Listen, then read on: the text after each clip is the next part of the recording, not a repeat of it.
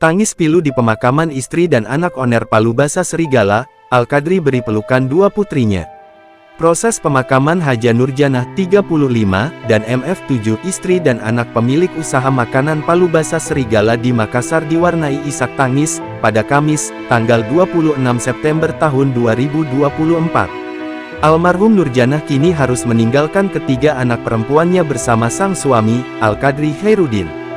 Sementara, Al-Qadri Khairuddin suaminya menjadi korban selamat dalam kecelakaan maut satu keluarga di Tol Makassar, pada Rabu, tanggal 25 September tahun 2024 malam.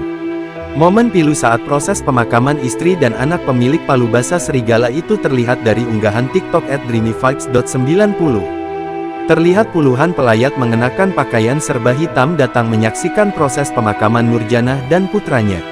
Al-Qadri yang mengenakan baju koko putih tampak turun langsung ke liang lahat mengantarkan istri dan anaknya ke tempat peristirahatan terakhir.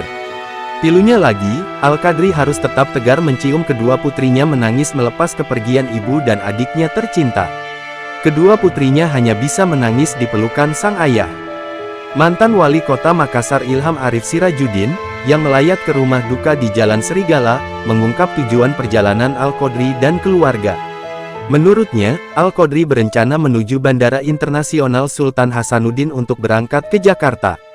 Ia berencana menjenguk anaknya yang melanjutkan pendidikan di pesantren Jakarta. Ini menuju ke bandara, mau ke Jakarta lihat anaknya di pesantren, kata Ilham Arif Sirajuddin.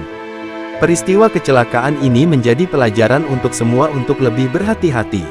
Lebih lanjut, ia menjelaskan, saat kejadian mobil yang dikemudikan Al-Qadri dalam posisi menanjak naik ke tol layang.